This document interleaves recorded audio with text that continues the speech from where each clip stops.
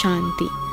आज 23 अक्टूबर 2025 की बाबा की साकार मुरली है। मुरली के महावाक्य हैं, मीठे बच्चे, बाप आए हैं तुम बच्चों को तैरना सिखलाने, जिससे तुम इस दुनिया से पार हो जाते हो। तुम्हारे लिए दुनिया ही बदल जाती है।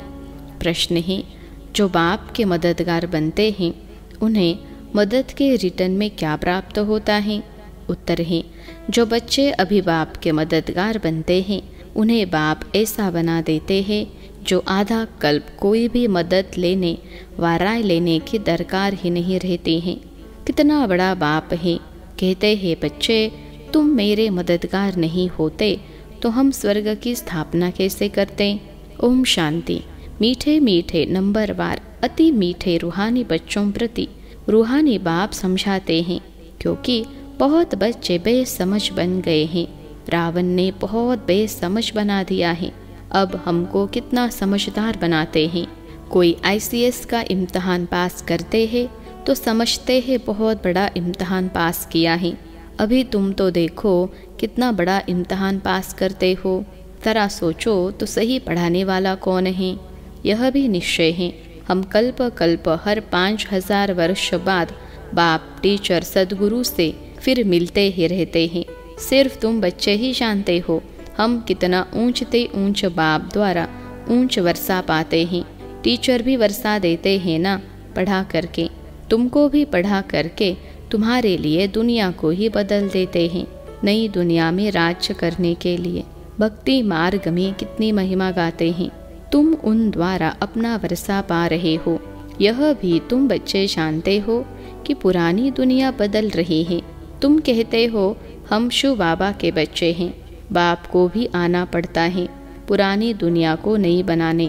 त्रिमूर्ति के चित्र में भी दिखाते हैं कि ब्रह्मा द्वारा नई दुनिया की स्थापना, तो ज़रूर ब्रह्मा मुख वंशावली ब्राह्मण ब्राह्मणियाँ चाहिए। ब्रह्मा तो नई दुनिया स्थापन नहीं करते, रचता है ही बाप। कहते हैं, मैं आकर युक्ति से पुरानी दुनिया का विनाश कराए नई दुनिया बनाता हूँ। नई दुनिया के रहवासी बहुत थोड़े होते हैं। गवर्नमेंट कोशिश करती रहती है कि जनसंख्या कम हो। अब कम तो नहीं होगी। लड़ाई में करोड़ों मनुष्य मरते हैं, फिर मनुष्य कम थोड़े ही होते हैं। जनसंख्या तो फिर भी बढ़ती जाती है। यह भी तुम जानते हो। तुम्हारी बुद्धि में विश्व के आदि मध्य अंत का ज्ञान है। तुम अपने को स्टूडेंट भी समझते हो, तैरना भी सीखते हो। कहते हैं ना, नैया मेरी पार करो। बहुत नामी ग्रामी होते हैं जो तैरना सीखते हैं। अभी तुम्हारा तैरना देखो कैसा है। एकदम ऊपर में चले जाते हो, फिर यहाँ आते हो। वह तो दिखलाते हैं इतने माइल्स ऊपर में गए। तुम आत्माएं कितना माइल्स ऊपर में जाते हो? वह तो स्थूल वस्तु है जिसकी गिनती करते हैं। तुम्हारा तो अनगिनत है। तुम जानते हो हम आत्माएं अपने घर चली जाएंगी जहाँ सूर्य चांद आदि नहीं होते। तुमको खुशी है, वह हमारा घर है। हम वहाँ के रहने वाले हैं। मनुष्य भक्ति करते हैं, पुरुषार्थ करते हैं मुक्ति धाम में जाने के लिए, परंतु कोई जा नहीं सकते। मुक्ति धाम में भगवान से मिलने की कोशिश करते हैं, अनेक प्रकार के यत्न करते हैं। कोई कहते हैं हम ज्योति ज्योत में समा जाए, कोई कहते हैं मुक्ति धाम में जाए। मुक्ति धाम का किसको पता नहीं है। तुम बच्चे जानते हो बाबा आया हुआ है, अपने घर ले जाएंगे। मीठा मीठा बाबा आया हुआ है, हमको घर ले जाने लायक बनाते हैं, जिसके लिए आधा कल्प पुरुषार्थ करते भी बन नहीं सके हैं। न कोई ज्योति में समा सके, न मुक्ति धाम में जा सके, न मोक्ष को पा सके। जो कुछ पुरुषार्थ किया वह व्यर्थ। अभी तुम ब्राह्मण कुलभूषणों का पुरुषार्थ सत्य सिद्ध होता है। यह खेल कैसा बना हुआ है। तुमको अभी आस्तिक कहा जाता है। बाप को अच्छी रीति तुम जानते हो और बाप द्वारा सृष्टि चक्र को भी जाना है। बाप कहते हैं मुक्ति जीवन मुक्ति का ज्ञान कोई में भी नहीं है, देवताओं में भी नहीं है। बाप को कोई नहीं जानते तो किसको कैसे ले जाएंगे? कितने ढेर गुरु लोग हैं, कितने उन्हों के फॉलोअर्स बनते हैं। सच्चा सच्चा सदगुरु है शिव बाबा, उसको ही चरण है नहीं। वह कहते हैं हमको तो चरण है नहीं, मैं कैसे अपने को पुजवाऊँ। बच्चे विश्व के मालिक बनते हैं, उनसे थोड़े ही पुजवाऊँगा। भक्ति मार्ग में बच्चे बाप के पाँव पड़ते हैं, वास्तव में बाप की प्रॉपर्टी के मालिक बच्चे हैं, परंतु नम्रता दिखलाते हैं। छोटे बच्चे आदि सब जाकर पाँव पड़ते हैं। यह बाप कहते हैं तुमको पाँव पड़ने से भी छुड़ा देता हूँ। कितना बड़ा बाप है। कहते हैं तुम बच्चे मेरे मददगार हो, तुम मददगार नहीं होते तो हम स्वर्ग की स्थापना कैसे करते। बाप समझाते हैं बच्चे अभी तुम मददगार बनो, फिर हम तुमको ऐसा बनाते हैं जो कोई की मदद लेने की दरकार ही नहीं रहेगी, तुमको कोई के राय की भी दरकार नहीं रहेगी। यह बाप बच्चों की मदद ले रहे हैं। कहते हैं बच्चे अब ची मत बनो, माया से हार नहीं खाओ, नहीं तो नाम बदनाम कर देते हैं। बॉक्सिंग होती है तो उसमें जब कोई जीतते हैं तो वाह वाह हो जाती है, हार खाने वाले का मुंह पीला हो जाता है। यहाँ भी हार खाते हैं, यहाँ हार खाने वाले को कहा जाता है काला मुंह कर दिया। आए हैं गोरा बनने के लिए, फिर क्या कर देते हैं कि कमाई सारी चट हो जाती है, फिर नए सिर शुरू करना पड़े। बाप के मददगार बन फिर हार खाए, नाम बदनाम कर देते हैं। दो पार्टी हैं, एक है माया के मुरीद, एक है ईश्वर के। तुम बाप को प्यार करते हो। गायन भी है विनाश काले विपरीत बुद्धि, तुम्हारी है प्रीत बुद्धि, तो तुमको नाम बदनाम थोड़े ही करना है। तुम प्रीत बुद्धि फिर माया से हार क्यों खाते हो। हारने वाले को दुख होता है, जीतने वाले पर ताली बजाते वाह वाह करते हैं। तुम बच्चे समझते हो हम तो पहलवान हैं, अब माया को जितना ज़रूर है। बाप कहते हैं देह सहित जो कुछ देखते हो उन सबको भूल जाओ, माँ में कम याद करो। माया ने तुमको सतो प्रधान से तमो प्रधान बना दिया है, अब फिर सतो प्रधान बनना है। माया जीते जगत जीत बनना है। यह है ही हार और जीत, सुख दुख का खेल। रावण राज्य में हार खाते हैं, अब बाप फिर वर्थ पाउंड बनाते हैं। बाबा ने समझाया है एक शिव बाबा की जयंती ही वर्थ पाउंड है। अब तुम बच्चों को ऐसा लक्ष्मी नारायण बनना है। वहाँ पर घर घर में दीप माला रहती है, सबकी जोत जग जाती है, मेन पावर से जोत जगती है। बाबा कितना सहज रीति बैठ समझाते हैं। बाप के सिवाय मीठे मीठे लाडले सिखिलते बच्चे कौन कहेगा। रूहानी बाप ही कहते हैं हे मेरे मीठे लाडले बच्चों, तुम आधा कल्प से भक्ति करते आए हो, वापिस एक भी जा नहीं सकते। बाप ही आकर सबको ले जाते हैं। तुम संगम युग पर अच्छी रीति समझा सकते हो। बाप कैसे आकर सब आत्माओं को ले जाते हैं। दुनिया में इस बेहद के नाटक का कोई को पता नहीं है। यह बेहद का ड्रामा है, यह भी तुम समझते हो और कोई कह न सके। अगर बोले बेहद का ड्रामा है तो फिर ड्रामा का वर्णन कैसे करेंगे। यहाँ तुम 84 के चक्र को जानते हो, तुम बच्चों ने जाना है, तुमको ही याद करना है। बाप कितना सहज बतलाते हैं। भक्ति मार्ग में तुम कितने धक्के खाते हो, तुम कितना दूर स्नान करने जाते हो।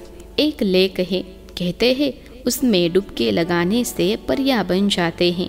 अभी तुम ज्ञान सागर में डुबकी मार परिशादा बन जाते हो। कोई अच्छा फैशन करते हैं तो कहते हैं यह तो जैसे परी बन गई हैं। अभी तुम भी रत्न बनते हो। बाकी मनुष्य को उड़ने के पंख आदि हो नहीं सकते, ऐसे उड़ न सके। उड़ने वाली है ही आत्मा, आत्मा जिसको रॉकेट भी कहते हैं। आत्मा कितनी छोटी है। जब सब आत्माएं जाएंगी तो हो सकता है तुम बच्चों को साक्षात्कार भी बुद्धि से समझ सकते हो। यहाँ तुम वर्णन कर सकते हो सकता है जैसे विनाश देखा जाता है वैसे आत्माओं का झुंड भी देख सकते हैं कि कैसे जाते हैं। हनुमान गणेश आदि तो है नहीं, परंतु उनका भावना अनुसार साक्षात्कार हो जाता है। बाबा तो है ही बिंदी, उनका क्या वर्णन करेंगे। कहते भी है छोटा सा स्टार है जिसको इन आँखों से देख नहीं सकते। शरीर कितना बड़ा है जिससे कर्म करना है। आत्मा कितनी छोटी है, उसमें 84 का चक्र नूंदा हुआ है। एक भी मनुष्य नहीं होगा जिसको यह बुद्धि में हो कि हम 84 जन्म कैसे लेते हैं, आत्मा में कैसे पाड़ भरा हुआ है। वंडर है, आत्मा ही शरीर लेकर पाड़ बजाती है। वह होता है हद का नाटक, यह है बेहद का। बेहद का बाप खुद आकर अपना परिचय देते हैं। जो अच्छे सर्विसेबल बच्चे हैं वह विचार सागर मंथन करते रहते हैं। किसको कैसे समझाए, कितना तुम एक एक से माथा मारते हो, फिर भी कहते हैं बाबा हम समझते ही नहीं। कोई नहीं पढ़ते हैं तो कहा जाता है यह तो पत्थर बुद्धि है। तुम देखते हो यहाँ भी कोई 7 रोज में ही बहुत खुशी में आकर कहते हैं बाबा पास चले। कोई तो कुछ भी नहीं समझते। मनुष्य तो सिर्फ कह देते हैं पत्थर बुद्धि, पारस बुद्धि, परंतु अर्थ नहीं जानते। आत्मा पवित्र बनती है तो पारसनाथ बन जाते हैं। पारसनाथ का मंदिर भी है, सारा सोने का मंदिर नहीं होता है, ऊपर में थोड़ा सोना लगा देते हैं। तुम बच्चे जानते हो हमको बागवान मिला है, कांटे से फूल बनने की युक्ति बतलाते हैं। गायन भी है ना, गार्डन ऑफ अल्लाह। तुम्हारे पास शुरू में एक मुसलमान ध्यान में जाता था, कहता था खुदा ने हमको फूल दिया, खड़े खड़े गिर पड़ता था। खुदा का बगीचा देखता था। अब खुदा का बगीचा दिखाने वाला तो खुद ही खुदा होगा, और कोई कैसे दिखलाएंगे। तुमको बैकुंठ का साक्षात्कार कराते हैं, खुदा ही ले जाते हैं। खुद तो वहाँ रहते नहीं, खुदा तो शांति धाम में रहते हैं। तुमको वैकुंठ का मालिक बनाते हैं। कितनी अच्छी अच्छी बातें तुम समझते हो। खुशी होती है, अंदर में बहुत खुशी होनी चाहिए। अभी हम सुखधाम में जाते हैं, वहाँ दुख की बात नहीं होती। बाप कहते हैं सुखधाम शांति धाम को याद करो, घर को क्यों नहीं याद करेंगे।